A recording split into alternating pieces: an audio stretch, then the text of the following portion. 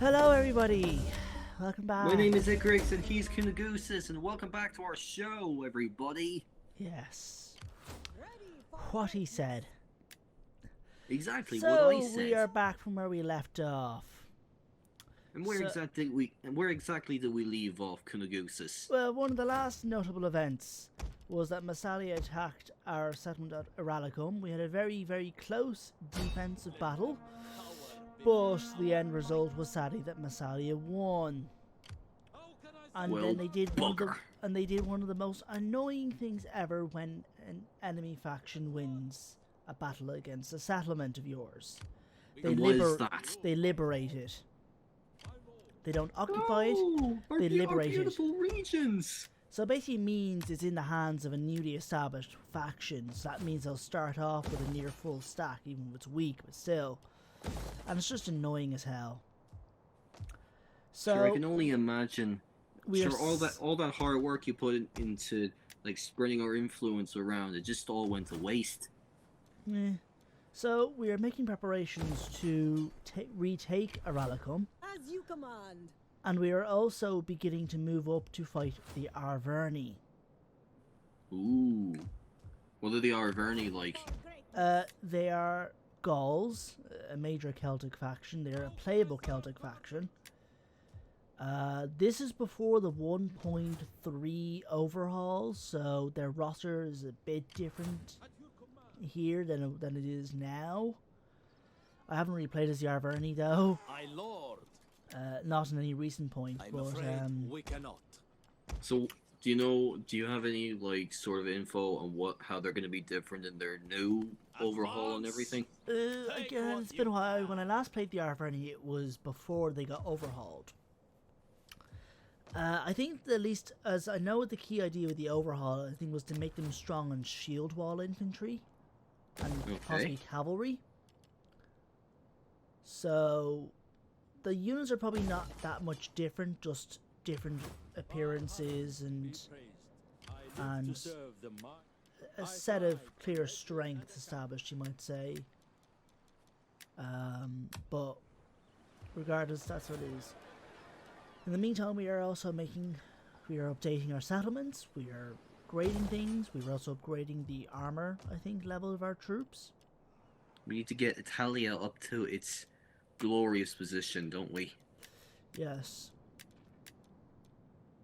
So, we are just in the waiting game at this point. We're planning all the chess moves, we're making sure that their pawns fall right into our hands. Yes. We also have quite a lot of governors to upgrade. A shitload of governors, actually. Yeah. Well, governors general, I don't know how you want to say it, it's quite a messy term, are pretty important in DEI. If you want to stabilize regions and your economy. Sure, you could basically say they're the same as our Taoiseach. But, no. Completely no. It's a completely different thing. Taoiseach is the head of the government. A governor general is simply just a term used by players to refer to appointing generals as regional governors. Actually, yeah, that is a pretty big difference, alright. You know, it's basically just, the whole thing is that in Total War Attila there were things called governors. You appoint somebody to become a governor of a region. But that system can't exactly be applied to Rome 2 in the exact same way. So the DEI devs, with the various traits system that was introduced into the mod, made it that you could have traits that made good for governance. But on another note, Massalia sends a mostly mercenary army to attack the city of Massalia, which is in our hands. And fail miserably. Yes. We thwart them with the garrison. That seems like a bit of a waste. Why would you kill your captives? Because at this point there's not really much worth in... You have three options: releasing them, enslaving them, or killing them. Releasing them gives you a lot of cash on hand. Laying siege to the And what does killing them achieve exactly? You get less cash and you just kill them. Enslavement is good for your overall economy, but that will cause a lot of public order problems, and especially in the later game when you do too much. At least decisions. Yes, so you're one turn closer to ARALLICUM. And our champion has been upgraded, has leveled up rather, so we're sorting out his skills. Good. We are getting some industry sorted in Biotica. Bringing in the big guns. Yes.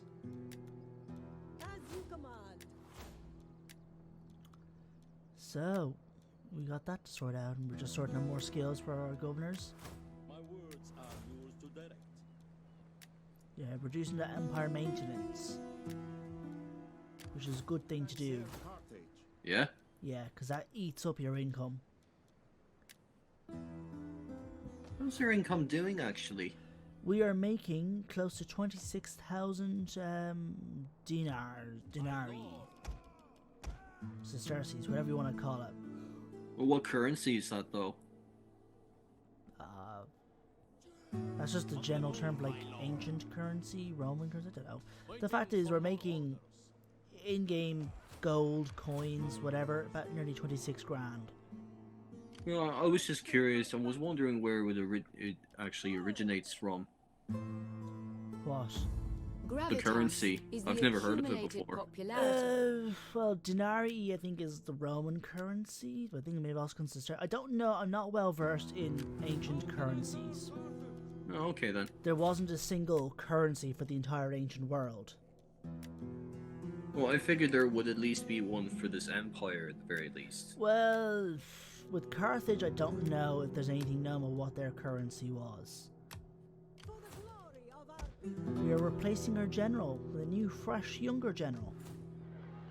Giving them a sacred out with the band. old and with the new, I say. Yeah, giving them a sacred band cavalry bodyguard. To serve the mighty. Yeah, it's our faction leader, Messe. But to get back to the original discussion here, I don't know what Carthage's currency was like, what they did as currency. Being a mercantile empire, they probably did use coinage, but I don't know what it was like. I don't know if that's just simply my own personal knowledge lacking, or just the general knowledge itself is lacking. I don't know. I'm gonna take a guess and say it worked out pretty decently for them. I suppose, yeah. I know, I think with Rome you probably had denarii, but they also may have things called sesterces. Again, unfortunately I'm not exactly versed in ancient economy details. I think drachma might be a term for the Greek side of things. But a lot of different cultures had different forms of wealth and how they dealt with wealth. Like in early Ireland, we use cattle as our form of wealth. Yeah, of course. So the key thing is you can use whatever term you like to refer to the currency in this game. So, yeah. So we're recruiting a unit of Atlas elephants, and I disbanded my Greek mercenary hoplites. Actually disbanding the two of them, interestingly enough. Oh, you're disbanding everyone. I recruited another one, probably because of the better experience. Yeah?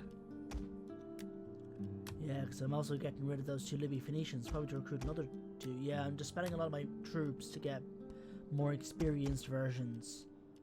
You don't want a mistake like Massalia happening again, I assume.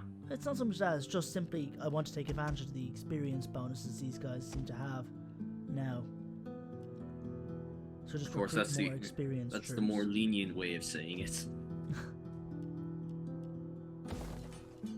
Well, I suppose there is some truth to that as well. I'll give you that. I'm just simply getting the more experienced version, more chevrons versions of these units. Of course, go with cultural syncretism, because that's the best one.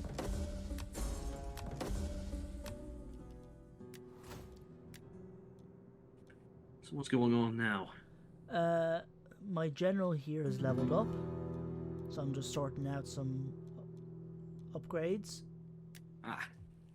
Skilled cavalryman. Cavalryman, yes. Provides bonuses to cavalry. Sicily has a population surplus. That's good. That's pretty good. Yeah.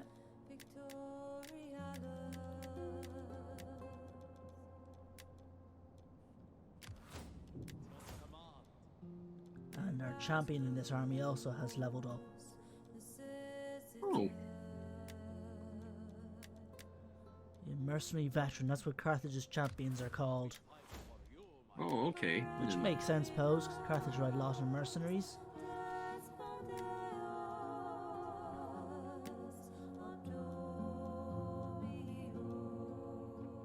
So what are you doing at the moment? You're upgrading who exactly? Your governor? Generals, this is a general. Or he's the governor general. generals? No, he's just a regular general. He's raiding Gaul. Oh, right, okay. As I'm upgrading Bertigala.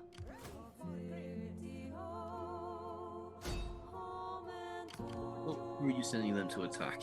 That Massalian army. March! The Bite of the Basilisk. Take their words as lies! Which I don't determine to be worth fighting, so I ought to resolve it. Sure, they were dead the second they encountered our forces anyway. The outcome was inevitable. Oh yes, It wasn't worth Massalia have sitting no through. territories left, so they're taking attrition. Go! Ready! Battle was over before it even started. Yes. So my new general leveled up. Move forward! My journey is complete. I put in patrol stance.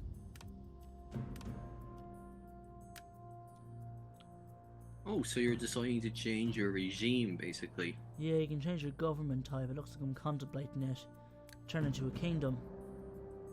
What's the benefits of turning it into a kingdom exactly? You see it there. Plus 5% tax rate, plus 1% experience for all new recruits, and plus 15% military research bonus. Also, it by virtue of the fact that it's not a republic, you get some more bonuses to loyalty. Well, rather, you lose out on the negative bonuses to loyalty among your parties. Which are what exactly? Well, you see all those little political factions? You want to keep their loyalty up sufficiently to avoid stuff like a civil war. So, a kingdom tends to have, at least just the fact that republics tend to have lower loyalty, kingdoms will have, by virtue, better loyalty on average, so, yeah. I guess that makes sense, yeah.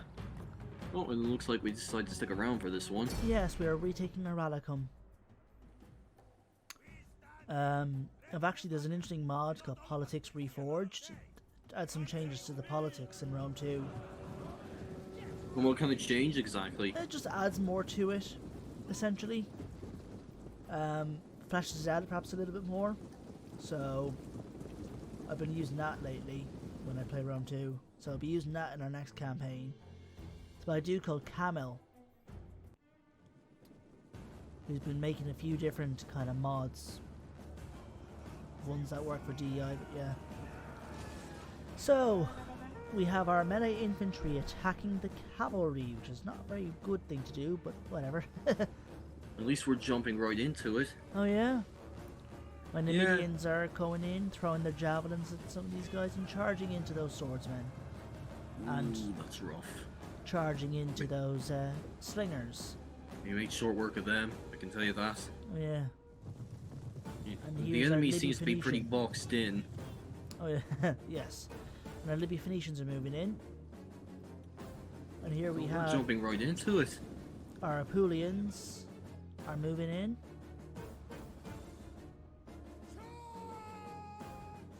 My elephants are moving in there. I think it's probably the first one to have our Atlas elephants. Jeez, we pretty much have them surrounded everywhere, honestly. Like, they're completely Yeah. boxed in their own settlements. That's the thing, well, sometimes I like to surround the settlement with my forces. But here we are at the Atlas elephants I've been sort of building up to the past few episodes. Oh, so what are Atlas elephants like, exactly? Well, you see those elephants right there? Yeah. That's them. Yeah, but I mean, like, what kind of special abilities do they have? Well, they Or do don't have any have special abilities. They're There's more of them versus the other elephant units.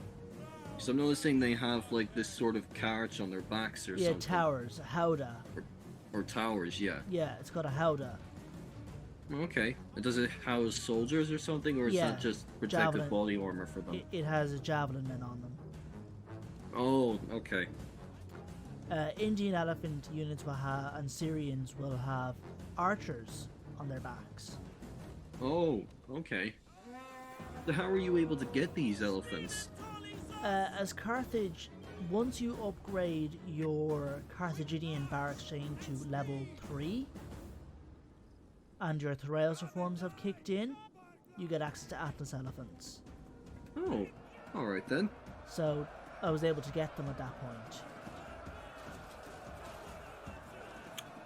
You know, when you play as the Seleucids, you have access, you just need to build up the building, but you can, your cavalry chain, building chain, you can get access to Indian elephants and Indian armored elephants.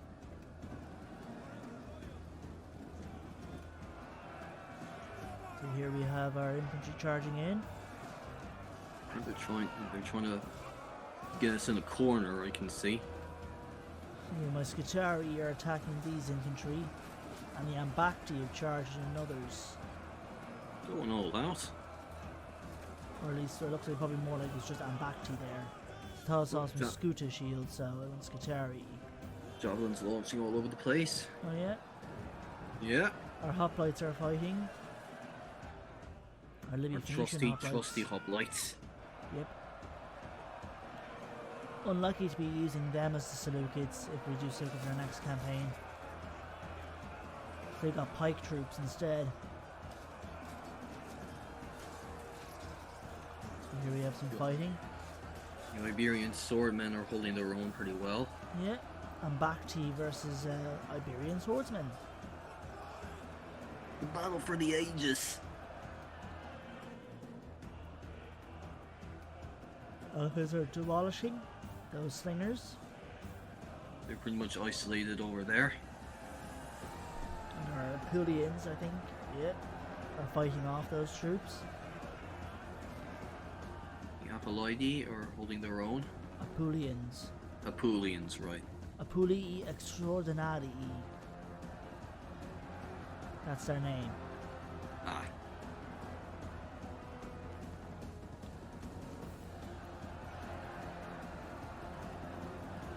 Now the rail swords are moving in also. Iberian swordmen are going up against the Umbacti. Yes. Oh, and there's already some carnage. Yep. Now the elephants are moving into the blob. Going in to finish the job. Yep. They call it hammer and anvil. Oh, here we go, here we go. But I suppose if you want other things with the Atlas elephants, they have, I think, better HP and mass than the regular African elephants. Well, I'd rank that a 10. Pretty massive blow there. I'd say anyone standing Yep, in their they've way over was pretty 800 much kills. so. Pretty sure everyone there was like mashed potatoes. They've over 800 kills. This isn't even a battle anymore. This is more of a massacre.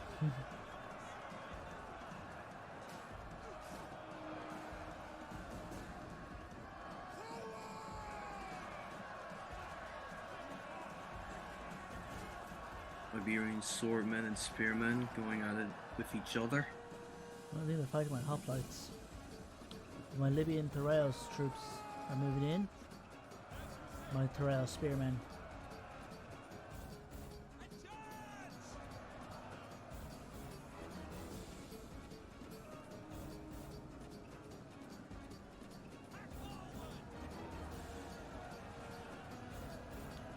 Oof, over 900 kills now. Ooh.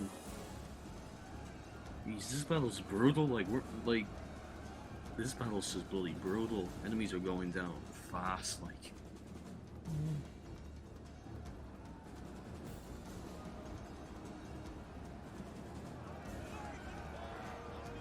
Oh, the Iberian spearmen couldn't hold their ground any longer. I'd say they're running for their lives. Yeah, they're all running now. And that was the end of the battle for ARALLICUM. It was against the Astures. We made short work of them, didn't we? Oh yes, we lost only 182 men. That's not too bad, is it? No? Fight for you, my lord. So now we control that province.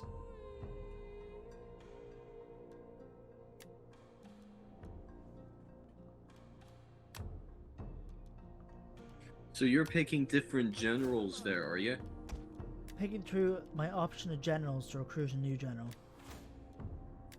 So what's this new general you recruited? His name is San. I think he's from the Barca dynasty. And what does he have to offer? I think he's got a basic kind of ability there, skill that reduces upkeep for an army. Which that and the fact that he's part of the Barca dynasty made me want to pick him. I think he's replacing the general that attacked ARALLICUM, because that general's probably quite old.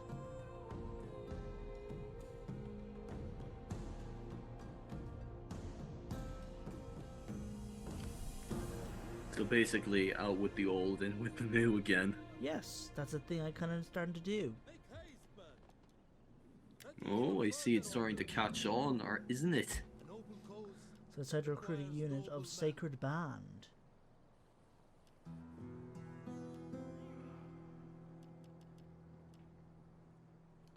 I think I need to recruit another hoplite unit. For the glory of our weak women left behind. Well, the Friends of the 104 have a pretty good region over there. On the move, my lord. Moving that army closer to Nemesis. Nerbasos. Nemesis. Nenesos. Nemesis. You're too good at pronouncing these things. Come now, let us debate this matter like civilized men, and then realize that a treaty. Seems pretty wise to me. Honorable, worthy, and strong, and only fool. Shame. I would have liked a bit of diplomatic resolution between them. I don't have interest in making a non-aggression pact with the Adricians. I guess that counts for something. So I'm a few turns shy of my thorax reforms. Wow. Like what?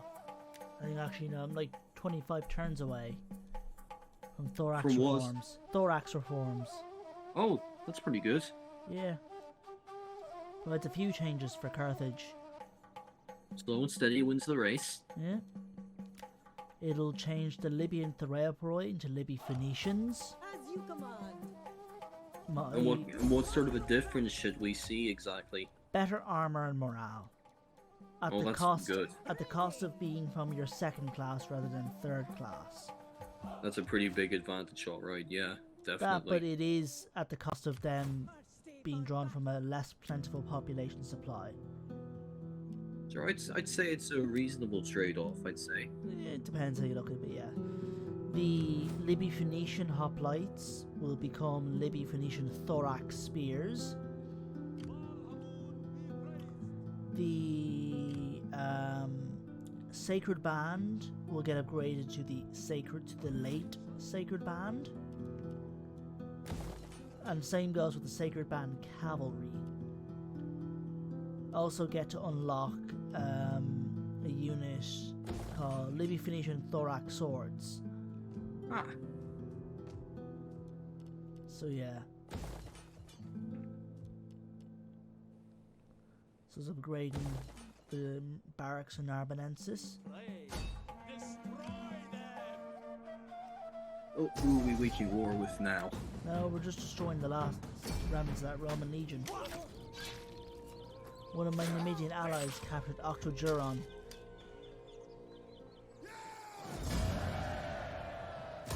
I will travel many miles for Carthage. So what did we just do there? Did we decide to keep them, or what's the story? I don't remember. I'm not sure what I saw. Either we released them or killed them. How can I serve? I don't think we killed them, because might have released them. Might have ransomed Oh, you them. probably.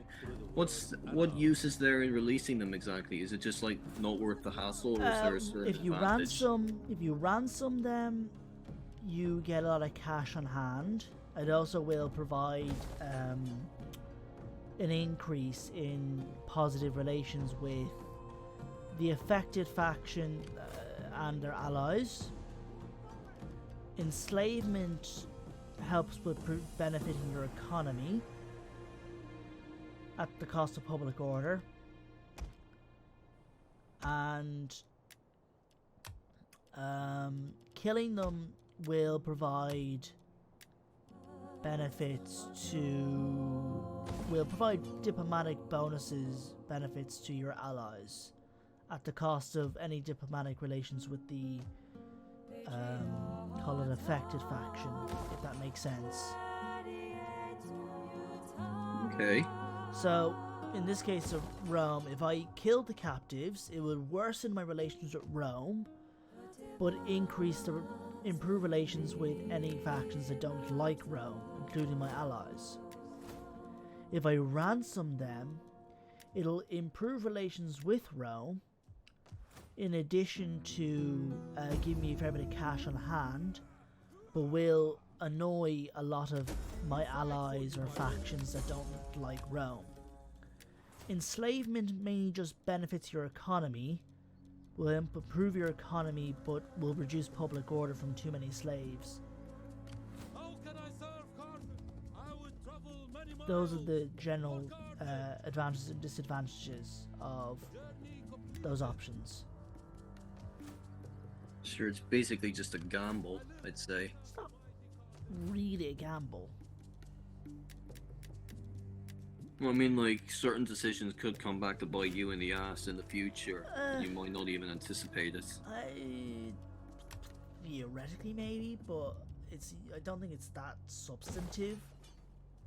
I suppose if you do it a lot, and it could build up potentially if you're careless, but you know. Well, I do know that there is some thought that goes into it beforehand, so maybe it's not as much of a gamble as I thought. It's, you know. It's more like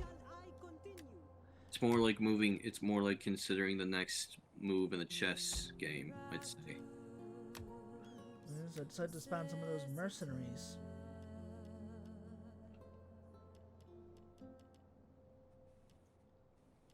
To recruit some other local, to recruit some Massalian hoplites. And use a Libyan Thorao swords.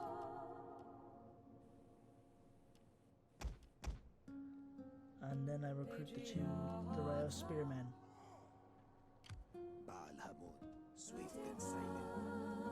Move my spy further into Gallic territory in Aquitania. Sure, I can't wait to see the notification about their an imminent failure. I can tell you that much.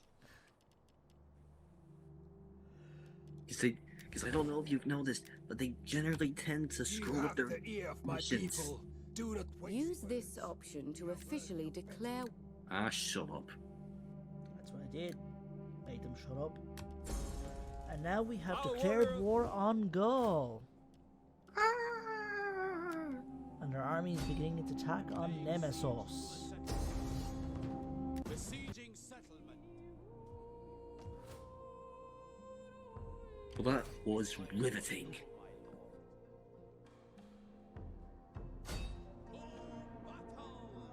We try to attack the Kenomani army. And we see that if we attack them, the garrison will pull out, so we didn't necessarily want that. Wait, I take it back. I don't want this. Run for the hills. So what we do is we besiege Bibract, and then rush in on the Kenomani army. Now it's just our 2 armies against each other.